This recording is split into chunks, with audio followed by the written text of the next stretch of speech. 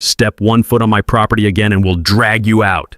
That's what 48-year-old Karen Whitfield screamed while standing on my driveway, threatening me on my own land. She lost it the second I bought the house 15 feet outside her precious HOA borders. White BMW, designer heels clicking furiously, perfume mixed with pure rage. What she never expected? I'm an electrician. And for 3 straight months, I'd been secretly recording every meltdown, every threat, every lie. Her entire HOA kingdom was built on one massive fraud that's now about to cost her exactly $73,000 and what's left of her reputation. She finally picked the wrong guy. Y'all dealing with an HOA Karen too? Drop your city below. I need to know how many neighborhood tyrants are still out there terrorizing people. 6 months ago, I was Marcus Hendricks, 42-year-old electrician, fresh out of a divorce that taught me one thing: life's too short to let people push you around. My ex got the house in pristine acres, where every lawn looks like it was cut with nail scissors and parking your work truck gets you a strongly worded letter. I wanted the opposite. Freedom. No committees judging my grass height or my vehicle choices. That's how I found 1247 Maple Street. Perfect ranch house, decent price, and here's the beautiful part: exactly 15 feet outside Willowbrook HOA boundaries. I'd done my homework. Property surveys, city records, the works. I wanted zero HOA drama. Plot twist. 2 years earlier, I'd actually applied to buy inside their precious community. Got rejected faster than expired milk. The letter was diplomatically brutal, something about community standards and long-term alignment. Translation: blue-collar guys not welcome. So finding this house felt like winning the lottery. Close enough to enjoy their perfect lawns, far enough to tell their rules exactly where to go. Moving day, October 15th. I'm directing my crew when this white BMW comes screaming up like someone called in a bomb threat. Out steps Karen Whitfield, 48, perfectly blonde, designer everything. But here's what I noticed. Her BMW's a lease, not a purchase. The slightly frayed designer purse, the way she checked her phone constantly like she was expecting bad news. Later I'd learn why. Karen's divorce settlement was bleeding her dry. The perfect house, perfect car, perfect image, all financed on credit cards and borrowed time. Being HOA president was the only power she had left, and she guarded it like a dragon guards gold. She marched over with a clipboard, extending the coldest handshake in recorded history. Karen Whitfield, Willowbrook HOA president. We need to discuss community guidelines. Marcus Hendricks, just bought the house. Her smile could have frozen hell. Yes, about that commercial vehicle. She gestured at my work truck like it was radioactive waste. Ma'am, I'm not in your HOA. Bought specifically outside the boundaries. The clipboard nearly slipped from her manicured fingers. Nobody had ever said no to Karen Whitfield before. Regardless of technicalities, this neighborhood has standards.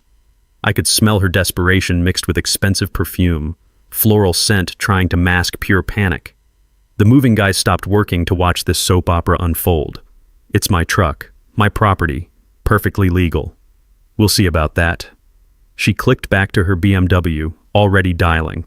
Probably her brother-in-law, Todd, the barely competent lawyer who handled all her empty threats. What she didn't know, I'd grown up bouncing between foster homes. Petty tyrants were my specialty.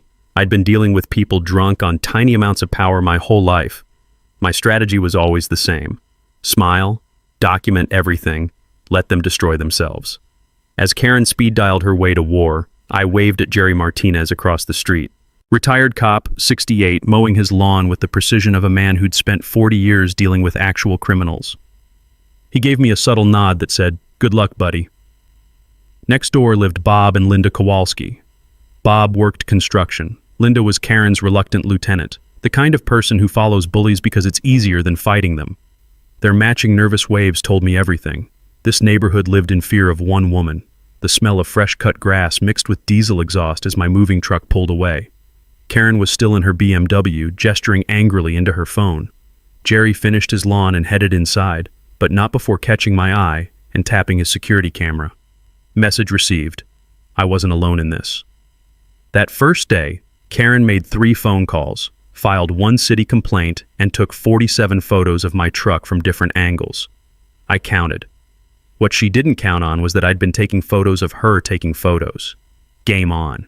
Day 4 of living in paradise. I'm having my morning coffee when there's a knock at my door. official-looking guy with a clipboard. Apparently everyone in this neighborhood carries one. Marcus Hendricks? I'm Dave Peterson, City Code Enforcement. Got a complaint about commercial activity at this address. Dave's a good guy. We'd worked together installing emergency lighting at the fire station. He looked about as thrilled to be there as a vegetarian at a barbecue contest. Let me guess, I said, stepping onto my porch. The morning air still carried that crisp October bite. Blonde woman, white BMW, sounds perpetually disappointed with reality. Dave couldn't hide his grin. I can neither confirm nor deny, but someone filed a very detailed complaint about unauthorized business operations, noise violations, and, direct quote, activities that threaten neighborhood property values. That's when I spotted her. Karen, parked across the street in her BMW, watching us through actual binoculars like we were rare birds she was cataloging. When I pointed her out to Dave, she ducked behind her steering wheel so fast, I thought she might give herself whiplash. Dave, you seeing this wannabe private investigator over there? He glanced over, tried not to laugh. Look, Marcus, between you and me, someone's been calling City Hall almost daily. We're talking 47 complaints in the past year, same voice every time. After Dave left, no violations found, obviously, I decided to fight fire with research. 3 hours at City Hall later, scrolling through public complaint records that smelled like old coffee and bureaucratic defeat, I'd struck absolute gold. Karen Whitfield wasn't just harassing me, she was running a neighborhood reign of terror that would make a mob boss proud. 14 different properties hit with bogus complaints over 2 years. The Martinez family got 5 separate reports about their perfectly legal motorcycle. Poor Mrs. Henderson got cited for an unauthorized yard sale when she sold some furniture after hip surgery. Apparently selling your own stuff is now a crime in Karen's world. But here's where my electrician background paid off. I'd dealt with enough city inspectors to know the actual rules. Commercial vehicles? Totally legal on your own property if you own and operate the business. Half the violations Karen had been terrorizing people with weren't violations at all. They were just her opinion dressed up as law. I remembered my old foster dad, Big Jim, telling me, "Son, bullies count on you not knowing your rights. The day you do your homework is the day they lose their power." Time for some strategic education. That evening, I positioned my truck right at the property line. Still my land, but maximum psychological impact for Karen's morning routine. Added 2 magnetic business signs, Hendricks Electric, licensed and insured, free estimates, in letters big enough to read from space. The reaction was immediate and glorious. Next morning, I'm sipping coffee and watching the Karen show through my kitchen window. She stormed out like her house was on fire, phone already glued to her ear, pacing in front of my truck like a caged tiger. The smell of her desperation was probably detectable from satellite imagery. 20 minutes later, Officer Rodriguez rolled up. Same cop who'd been dealing with Karen's emergency calls. He walked over, examined my truck with the thoroughness of a man who'd rather be anywhere else, gave me a wave, then approached Karen. I couldn't hear the words, but I could read the body language like an instruction manual. Karen pointing dramatically at my truck, Rodriguez shaking his head with the patience of a saint.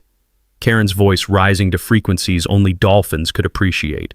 Neighbors emerging from houses like prairie dogs sensing drama. The beautiful climax. Rodriguez finally held up his hand and said something that made Karen's face cycle through more colors than a mood ring. She actually started arguing with a police officer in broad daylight while half the neighborhood watched like it was premium cable. Rodriguez knocked on my door. "Mr. Hendricks, that's your vehicle on your property, properly registered and insured. No violations whatsoever. Have a good day, sir." As his patrol car disappeared, Karen stood in the street looking like someone had just explained that Santa wasn't real. Jerry Martinez gave me the subtlest thumbs up in history from his driveway. Bob Kowalski, victim of Karen's motorcycle harassment campaign, actually smiled. First time I'd seen that since moving in. But Karen wasn't finished. Oh, hell no. That afternoon, a security camera materialized on her garage, like it had been beamed down from space. Not hidden surveillance, aggressive, in-your-face intimidation pointing directly at my driveway. I walked out to check my mail, gave her camera a beauty pageant wave, even blew a kiss.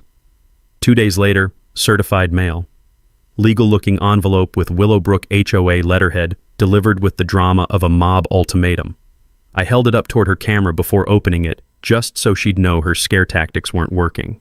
Inside was her first real mistake. the kind that would eventually cost her $73,000 and counting. The certified letter was a masterpiece of legal intimidation, if you'd never seen actual legal intimidation before.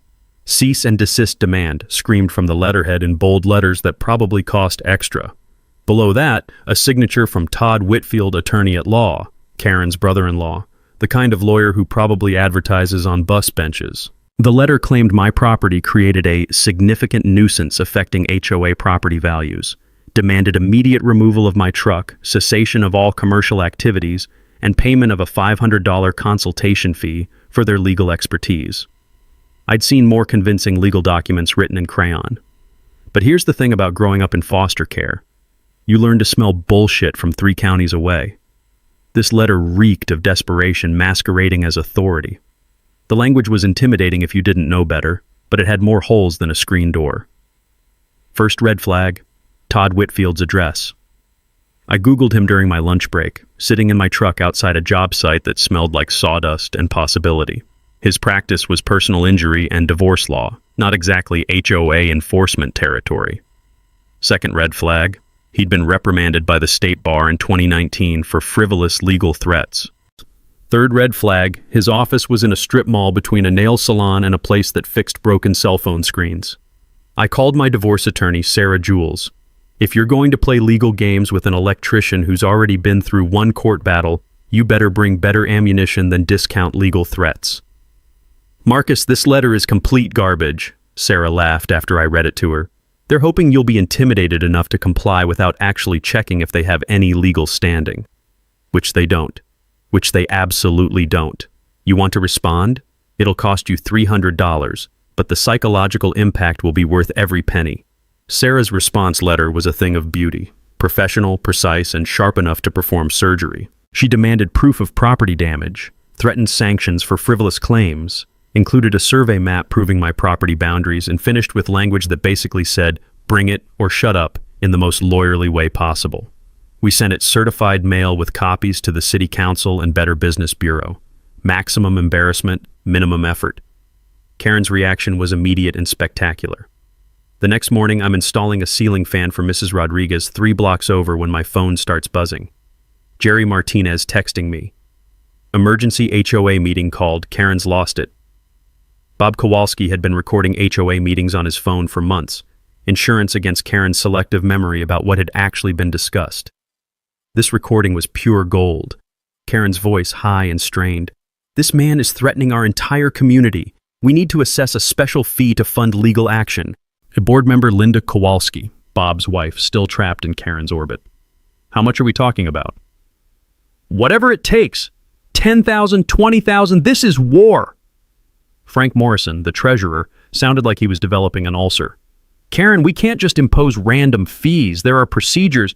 "Procedures?" Karen's voice cracked like ice in hot coffee. "Procedures won't protect us when property values crash because of commercial vehicles and God knows what else." You could hear the moment her remaining allies started questioning her judgment. Patricia Huang, usually Karen's rubber stamp. "Maybe we should consult our own attorney before—" "I am consulting an attorney. My brother-in-law Todd is handling everything." Silence. Then Frank. "Karen, didn't Todd get in trouble with the state bar a few years ago?" The meeting devolved into chaos after that, but Karen wasn't finished escalating. Oh, she was just getting warmed up. Day 12 of the Karen Wars, I wake up to the sound of sprinklers.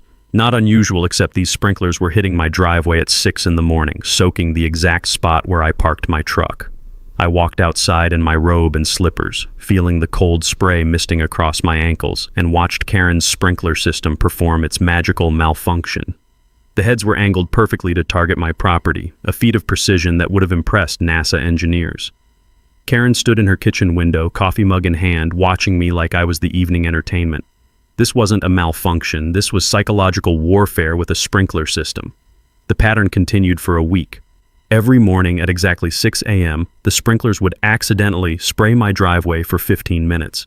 I started setting my alarm just to watch the show, standing in my doorway with my own coffee mug, waving at Karen like we were neighbors sharing a friendly morning ritual. But I was also setting up my trail camera, the same one I used for hunting. $40 investment from Walmart, but it recorded everything in crystal clear high definition. After a week of accidents, I had video proof of Karen manually adjusting the sprinkler heads every evening, angling them toward my property with the precision of an artillery officer. The footage also caught her dumping coffee grounds on my lawn at midnight, apparently trying to kill my grass with caffeine poisoning. Time to document everything, because Karen was about to learn that electricians are very, very good at collecting evidence. Karen's sprinkler games were amateur hour compared to what came next. I hired Peterson and Associates, professional surveyors, to mark my exact property boundaries. Cost me $400, but watching Karen's face when those bright orange stakes appeared was priceless entertainment.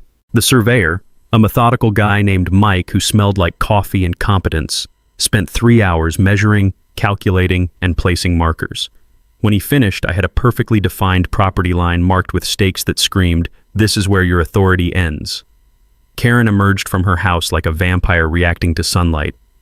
"What are those hideous orange things doing in our neighborhood?" she demanded, marching across the street with the determination of someone who'd forgotten she didn't actually own the world. "Property markers, ma'am. Legal boundary indicators." "They're ruining the aesthetic. This is a beautiful neighborhood, not some construction zone." Mike, God bless him, just pointed to his survey equipment. "Ma'am, these markers indicate legal property boundaries as recorded with the county. Removal or tampering with survey stakes is a misdemeanor."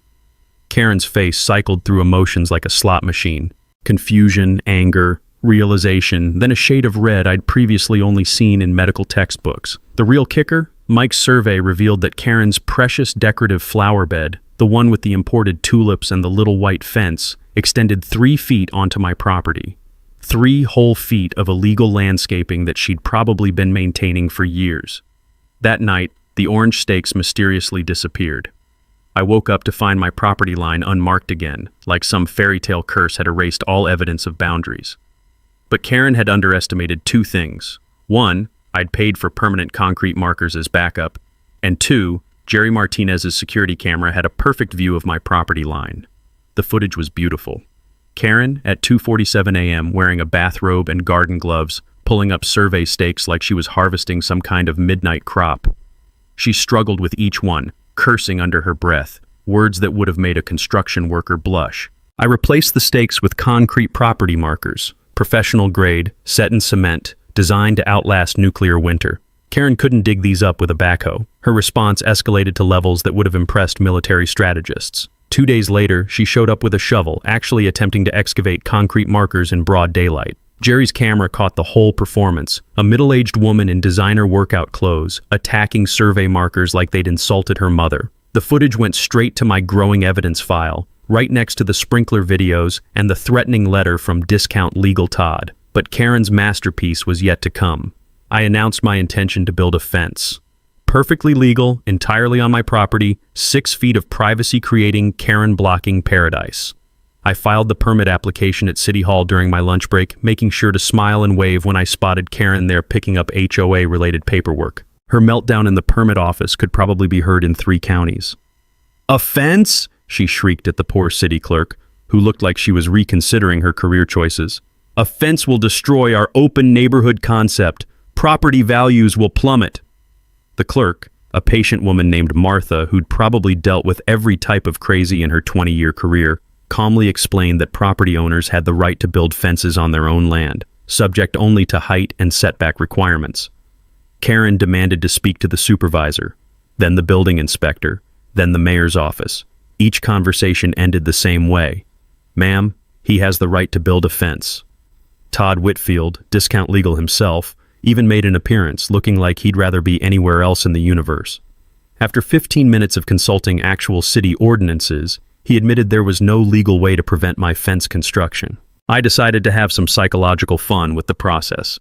That evening, I loudly discussed fence options with my contractor buddy Pete, making sure our conversation carried across the crisp evening air to Karen's ever-listening ears. "Chain link would be the most economical option," I said, projecting my voice like a stage actor. "Maybe 8 feet high for maximum privacy." The sound that emerged from Karen's house resembled a wounded animal in distress. The next morning, I found a note tucked under my windshield wiper. "Please reconsider the fence. We can work something out. KW, first sign of weakness." Karen Whitfield, neighborhood tyrant, was actually begging. But I was just getting started because my research had uncovered something that would change everything. While digging through property records for fence planning, I'd stumbled across the original HOA covenant documents from 1987. Hidden in the legal jargon was a clause that would destroy Karen's entire kingdom. HOA covenants automatically expired after 20 years unless renewed by a 75% vote of homeowners. The last renewal? 2004. Current year? 2025. Which meant Karen had been enforcing rules that didn't legally exist anymore. She'd been collecting money under false pretenses for almost a year. I sat in my truck outside the records office, staring at the documents, realizing I'd just found Karen's kryptonite. This wasn't just harassment anymore. This was fraud on a massive scale. Time to see how deep this rabbit hole really went. Sarah Jules called it the smoking gun that exploded in the perp's face. The HOA covenants had expired January 1st, 2025. Every fee collected since then, every rule enforced, every threat made, all illegal. Karen had been running a fraud operation disguised as a homeowners association for 11 months. But it got worse. Sarah's legal investigation uncovered emails from 2024 showing Karen knew about the expiration. She'd discussed it privately with Todd, debated renewal options, then made a calculated decision to ignore the problem and hope nobody noticed. When the renewal deadline passed without the required homeowner vote, she kept collecting money anyway. Bank records told the story of systematic theft. 23 families paying $2,400 annually, totaling $55,200 in 2025 alone. Money that Karen had been treating like her personal piggy bank. This isn't just expired paperwork, Sarah explained over coffee that smelled like justice and tasted like victory. This is obtaining money under false pretenses, criminal fraud, the kind that makes district attorneys smile. The decision tree was simple: expose Karen immediately and create chaos, or use the knowledge strategically to gather more evidence while she dug herself deeper. Sarah's advice was pure strategic genius. Let her keep stealing. Every day she continues operating this fake HOA makes the criminal case stronger. When we finally bury her, we want to bury her completely. So I started building an alliance. Bob Kowalski agreed to feed me information from inside the remaining HOA meetings. Linda was having second thoughts about Karen's leadership after the fence meltdown. Jerry provided security footage of every harassment incident. Frank Morrison, the treasurer, admitted he'd suspected financial irregularities but hadn't known how to address them. We were gathering evidence like prosecutors building a RICO case. Meanwhile, Karen's desperation was becoming visible to everyone. The daily drive-bys increased. She started photographing my property from different angles, like she was conducting surveillance for a military invasion. When that didn't work, she escalated to spreading rumors, telling neighbors I was dangerous and my work truck brought undesirable elements to the neighborhood. Her biggest mistake was calling my employer. Pete's Electric had been my professional home for 8 years. Pete Kowalski, no relation to Bob and Linda, was a straight shooter who'd built his reputation on quality work and honest dealing. When his secretary transferred Karen's call, claiming I was harassing neighbors with threatening behavior, Pete's reaction was immediate and brutal. "Lady, I've known Marcus for almost a decade. He's one of the most professional guys I've ever worked with. If someone's being harassed, it sure as hell isn't by him." Pete offered company legal support if I needed it, which meant Karen had just picked a fight with a business that employed 12 people and had municipal contracts throughout the county. Her little war was expanding beyond one electrician to include actual economic consequences. But the real gold mine was what Sarah discovered during legal research. Karen had been charging neighbors unauthorized fees for years. $200 for mailbox approval, $300 for landscaping permits, $500 for architectural review. All completely fake charges with zero legal authority.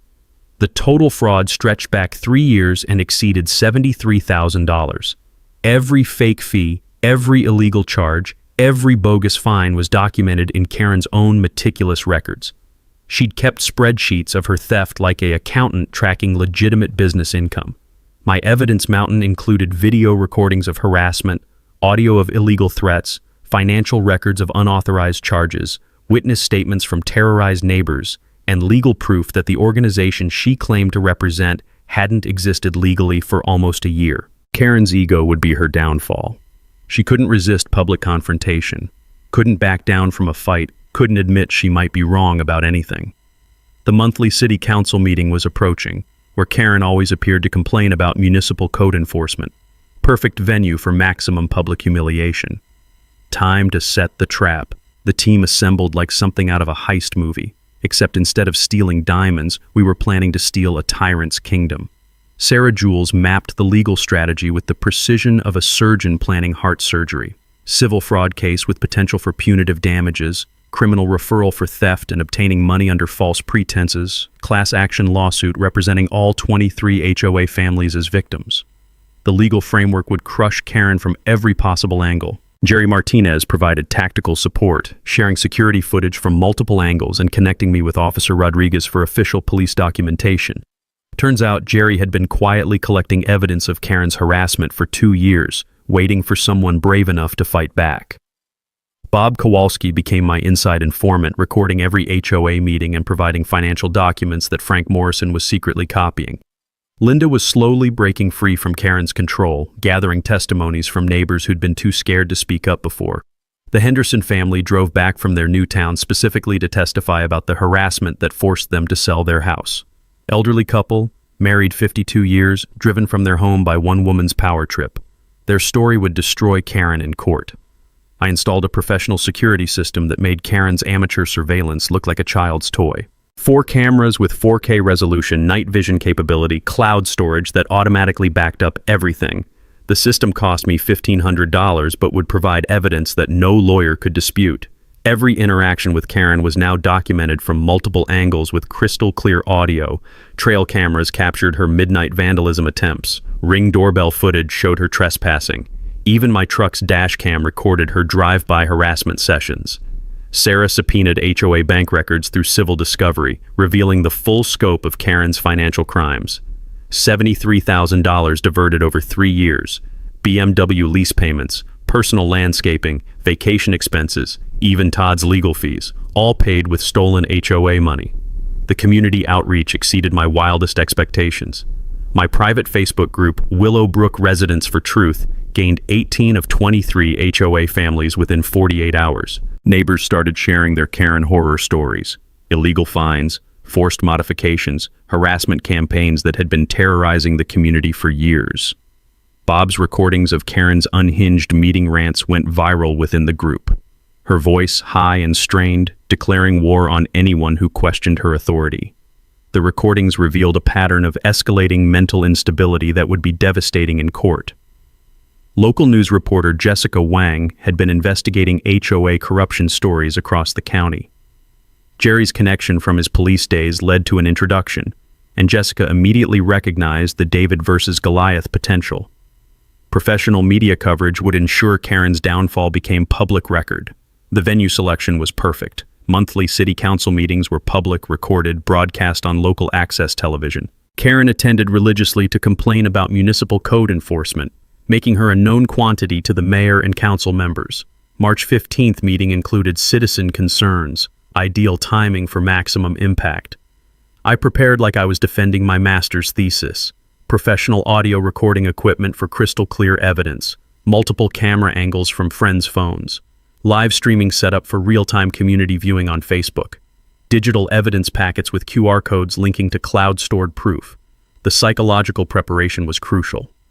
Karen's personality profile showed classic narcissistic patterns: inability to resist public confrontation, compulsive need to defend her authority, explosive anger when contradicted, trigger phrases that would guarantee a meltdown, property values, neighborhood standards, illegal authority. Physical staging added visual drama. Fence construction began the week before the meeting, concrete evidence of progress despite Karen's opposition. Work truck parked prominently with fresh magnetic signs advertising my business. Property line markers painted bright orange for maximum visibility to news cameras. The coalition building exceeded expectations. 15 neighbors committed to attending the city council meeting, each prepared with personal testimony and documented evidence. The Henderson family scheduled their return specifically for the meeting. Martinez family organized their illegal fine documentation. Evidence organization required military precision. Timeline document showing 47 harassment incidents over 8 months with dates, witnesses, and proof for each. Financial summary breaking down the $73,000 theft by category and date. Legal analysis from Sarah explaining laws broken and potential penalties. Visual aids included property surveys, bank records, harassment photos, and video compilations. Everything formatted for presentation on the council chamber's projection system. Professional quality evidence that would withstand legal scrutiny and media investigation. Contingency plans covered every possible scenario. If Karen brought Todd for legal support, Sarah had ethics complaints ready for frivolous tactics. If Karen claimed illness or didn't attend, we'd proceed anyway. The evidence spoke for itself. If Karen attempted private settlement negotiations, we'd reject them. The community deserved public vindication. Final preparation felt like the calm before a storm. I practiced my presentation until it flowed naturally. Clear, factual, unemotional delivery focused on evidence rather than emotion. Key sound bites prepared for media coverage. Closing statement emphasizing community healing and systemic reform. The wireless microphone system ensured clear audio for recording. Sarah's legal exhibits were organized in numbered folders. Community members had assigned seating for unified visual impact. Everything was ready. Karen Whitfield's reign of terror was about to end in the most public way possible. The night before the city council meeting, Karen made her move. I woke up at 3 a.m. to the sound of metal grinding against concrete. My trail camera's motion alerts were pinging my phone like a video game scoring system. Outside my bedroom window, the security floodlights had triggered, illuminating my front yard like a crime scene. Someone was attacking my fence posts with a hammer. The footage was pure gold. Karen Whitfield at 2:47 a.m. wearing a dark hoodie and garden gloves, systematically vandalizing the concrete property markers with a claw hammer. She moved like someone who'd never done manual labor in her life, struggling with each swing, cursing loud enough to wake the dead. But the beautiful part was her complete unawareness of being recorded. She talked to herself the entire time, a running commentary of grievance and rage. Thinks he can destroy my neighborhood, show him who's really in charge here. By morning, my orange stakes were spray-painted black and my concrete markers were chipped like broken teeth. Karen had also dumped what appeared to be motor oil on my driveway, presumably trying to create a permanent stain that would force me to resurface the concrete. Her psychological state was deteriorating faster than her legal position. That afternoon, Karen launched her social media offensive. She created a Facebook page called Willowbrook Community Safety and started posting photos of my work truck with captions like "commercial vehicles destroying our residential character" and "aggressive behavior threatening family safety." The page attracted exactly 6 followers, 4 of whom were probably her relatives. Meanwhile, my Willowbrook Residents for Truth group had grown to over 40 members, including people from neighboring subdivisions who'd heard about Karen's reign of terror. Her desperation became visible in every interaction. The perfectly manicured appearance started slipping, wrinkled clothes, unkempt hair, the kind of stress-induced deterioration that happens when someone's entire identity crumbles in real time. Officer Rodriguez received another emergency call about my threatening behavior, completely fabricated, of course. When he arrived, looking like a man who'd rather be directing traffic than dealing with neighborhood drama, Karen demanded to speak with his supervisor about inadequate police response to legitimate community concerns. Sergeant Johnson's reaction was immediate and brutal. "Ma'am, if you file another false police report, you'll be charged with filing a false instrument. That's a misdemeanor with potential jail time." But Karen wasn't done escalating. She called the electrical licensing board claiming I was operating without proper credentials, easily disproven since my license was current and displayed on my truck. She contacted the Better Business Bureau with fictitious complaints about work I'd never performed for customers I'd never met. Every false report created more evidence of harassment and malicious prosecution. Karen was building my legal case faster than I could document it. The HOA meeting that week was Karen's final attempt at maintaining control. But the remaining board members had called it without her knowledge, a mutiny in the making. Frank Morrison, the treasurer, finally grew a spine and presented the financial irregularities he'd been documenting. Bank statements showing unauthorized transfers, receipts for personal expenses paid with HOA funds, evidence of the expired covenants that invalidated Karen's authority. Linda Kowalski officially resigned as Karen's lieutenant, reading a statement that shredded Karen's leadership. "I can no longer support an organization that operates through intimidation and harassment of innocent neighbors." The vote was devastating, 19-4, to remove Karen as president and demand a full financial audit. Only her most loyal supporters remained, people too invested in Karen's version of reality to accept evidence. Karen's response was nuclear. She refused to accept the removal, claiming the meeting was illegally conducted and changing the locks on the HOA mailbox to maintain exclusive access. She threatened to sue every board member personally for conspiracy and defamation. Todd Whitfield finally reached his breaking point and abandoned ship, telling Karen he wouldn't represent her in any further legal actions. Even family loyalty had its limits when faced with potential ethics violations and frivolous litigation. My restraining order filing was approved faster than a fast food order. 47 documented incidents over 8 months provided overwhelming evidence of systematic harassment. Judge Williams granted a temporary order requiring Karen to stay 100 feet from my property. Official legal recognition that she was the aggressor. Karen's violation of the restraining order happened within 24 hours. I was installing outlet covers in my garage when I spotted her BMW creeping past my house at approximately 5 miles per hour. She stopped directly in front of my driveway, staring at my property like she was memorizing every detail for some future assault. The police response was immediate. Officer Rodriguez arrived within minutes, and Karen's argument with him was visible from 3 blocks away. Her voice carried across the neighborhood like a public announcement. "This is harassment of me! I'm the victim here!" Handcuffs, police car, mugshot. Karen Whitfield's first real taste of consequences for her actions. 6 hours in county lockup broke something fundamental in Karen's psychology.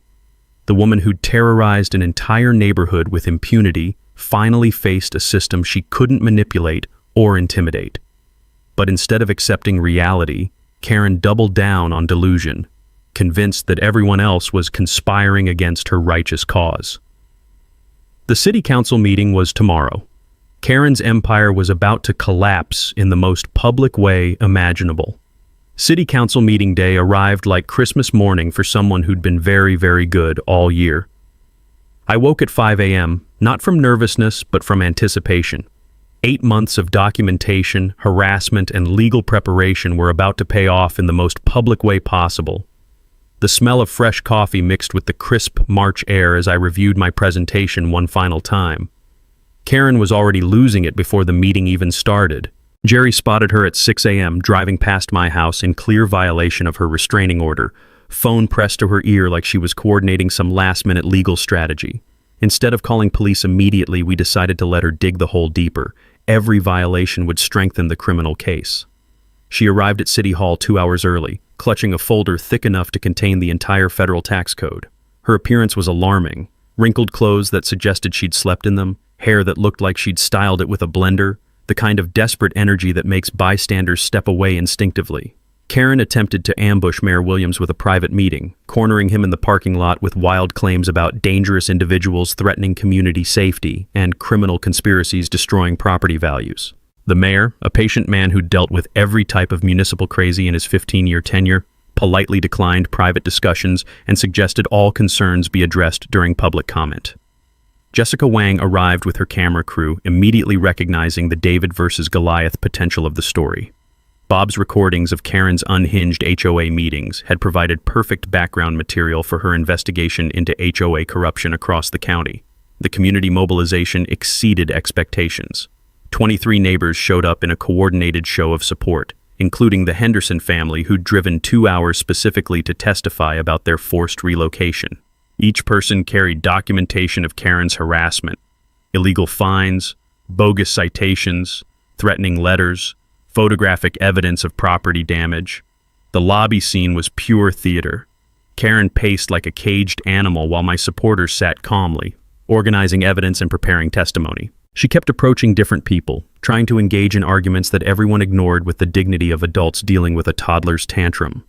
When Karen spotted me entering the building, her reaction was immediate and unhinged. She marched across the lobby, violating her restraining order in front of multiple witnesses and a news camera, pointing her finger like she was casting a curse. "You have no idea what you've started," she hissed, loud enough for everyone to hear. "This is all going to backfire on you." "Ma'am," I replied calmly, "you need to stay 100 feet away from me. There are police officers right over there if you'd like them to explain the restraining order again." Security guards intervened before she could escalate further, but the damage was done. Her violation was captured on multiple phones and immediately posted to social media, where Hazard Willowbrook Karen started trending locally within minutes. The meeting room filled with an energy I'd never experienced before, the electric anticipation of justice finally arriving after months of frustration. Karen sat alone in the front row, frantically scribbling notes and muttering to herself, while 20-plus neighbors formed a unified block of support behind me. Sarah arrived with boxes of evidence organized like a prosecutor's dream: financial records, harassment documentation, legal briefs, and witness statements that would destroy Karen's credibility permanently. The sheer volume of evidence was overwhelming, months of systematic abuse documented with scientific precision. Mayor Williams called the meeting to order, and Karen immediately tried to disrupt the proceedings by demanding equal time to respond to what she called false accusations and character assassination. The mayor patiently explained that everyone would get their 3 minutes during public comment, which seemed to agitate Karen further. The citizen comment period began with devastating testimonies. Mrs. Henderson, elderly and dignified, spoke about being forced from their home of 30 years. The Martinez family detailed $3,000 in illegal fines for a perfectly legal motorcycle. Jerry shared security footage of Karen's midnight vandalism sessions. Each testimony made Karen more agitated. She tried interrupting speakers multiple times, earning warnings from the mayor about proper procedure. Her face cycled through colors like a mood ring experiencing technical difficulties. Bob Kowalski's revelation about the expired HOA covenants drew audible gasps from the audience and visible confusion from council members. The legal implications were staggering. An entire community had been defrauded by someone they'd trusted with authority. Frank Morrison's financial presentation was devastating. $73,000 in theft, documented with bank records and receipts showing HOA money used for Karen's personal expenses. BMW payments, vacation costs, home improvements, all funded by stolen neighborhood fees. The room temperature seemed to rise with each testimony, and Karen's anxiety became visible. Rapid breathing, sweating, papers scattered like confetti from her shaking hands. The smell of her desperation was probably detectable by satellites.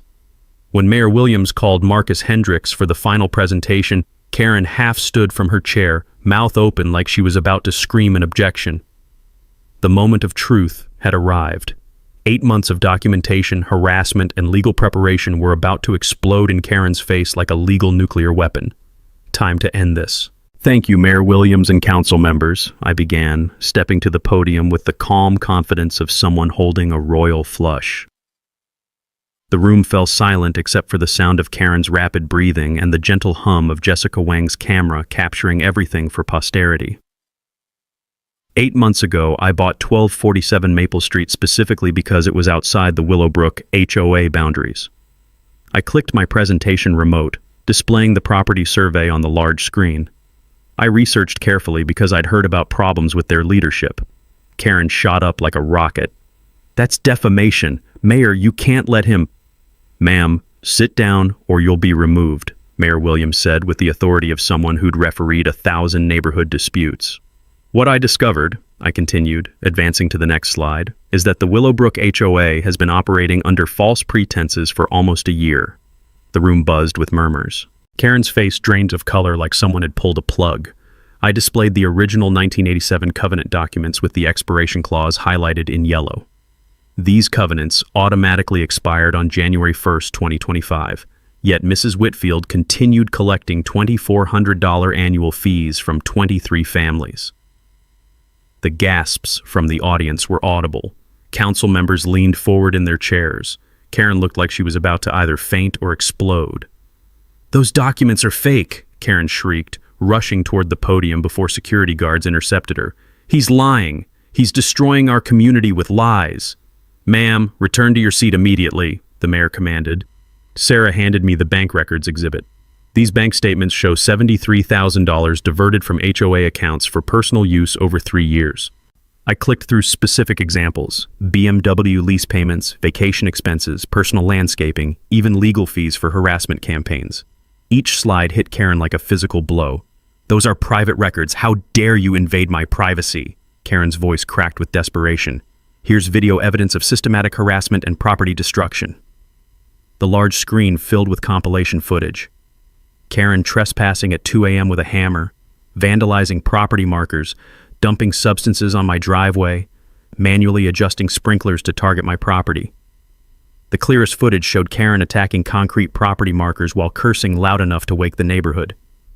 Her own voice echoed through the council chamber. "I'll drag you out myself if I have to." The room erupted, neighbors gasping, council members shaking their heads, cameras capturing every moment. Karen stood on her chair like she was making a political speech. "This is a setup.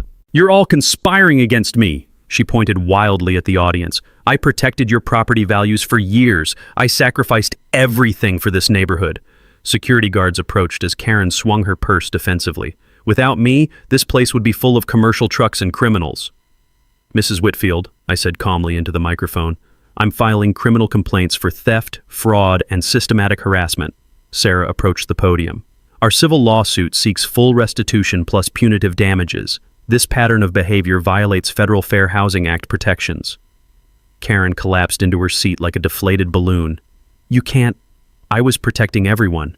They don't understand." Jerry Martinez stood from the audience.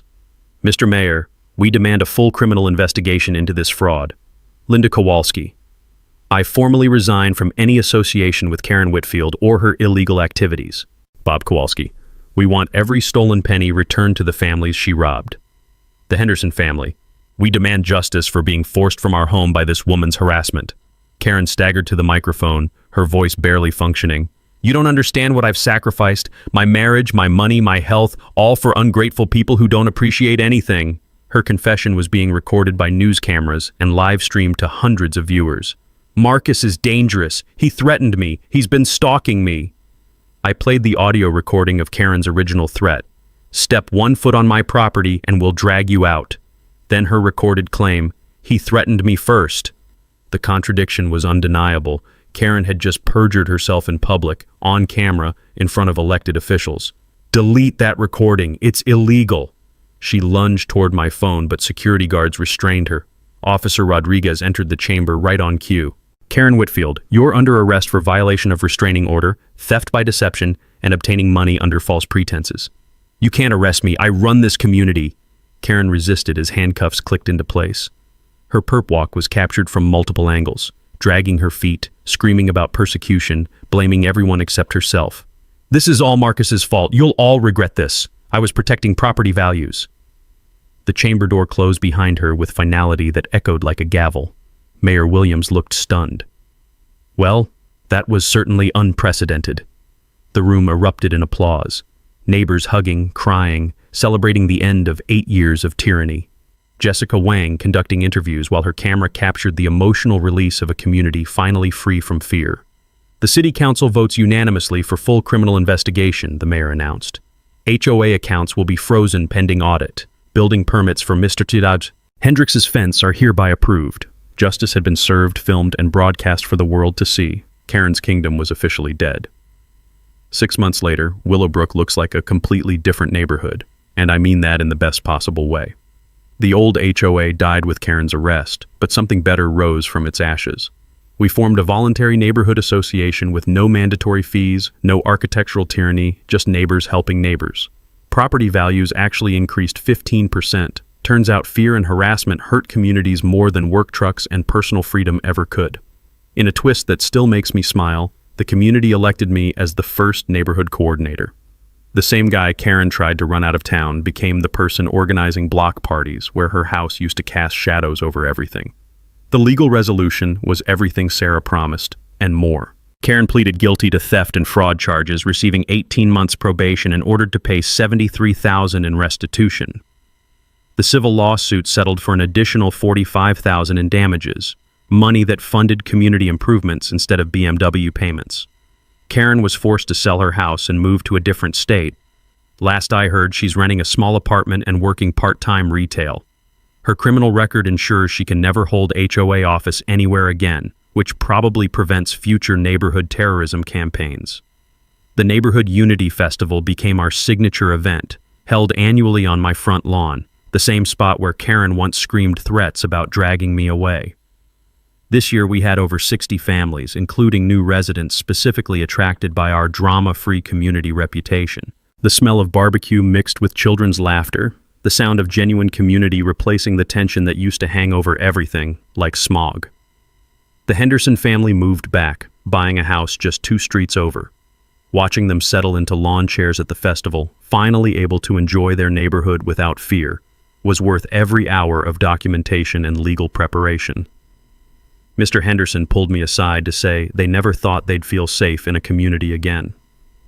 Every HOA family received full restitution plus interest, and we established a community improvement fund with the settlement money. Projects include playground upgrades, neighborhood gardens, and a senior assistance program that actually helps people instead of fining them for imaginary violations. Financial transparency became our foundation, monthly budget reports posted online, every expense voted on publicly, no secret fees or surprise assessments. It's amazing how much trust increases when people can see where their money goes. My fence project became a symbol of standing up to bullies everywhere. The 6-foot privacy barrier that Karen fought so desperately is now covered with flowering vines and serves as the backdrop for community photos. My work truck sits proudly in the driveway, no longer a source of class-based discrimination, but a reminder that honest work deserves respect. The educational impact exceeded my wildest expectations. My YouTube channel, Know Your Property Rights, gained over 50,000 subscribers, with people sharing their own HOA horror stories and legal victories. The technical knowledge that helped me fight Karen, property research, documentation strategies, legal procedures, now helps others facing similar neighborhood tyrants. We established the Standing Up to Bullies Scholarship Fund, supporting students who demonstrate courage in facing adversity. The first recipient was a high school senior who reported teacher harassment and protected classmates from retaliation. Karen's stolen money transformed into opportunities for young people to fight injustice. The media attention brought statewide policy changes. The state legislature passed stronger HOA oversight requirements, mandatory financial audits, and clearer expiration procedures for covenant renewals.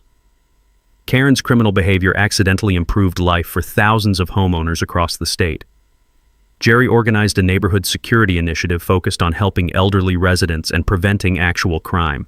No HOA-style harassment, just neighbors caring for neighbors. Crime dropped 40% while community satisfaction reached record highs.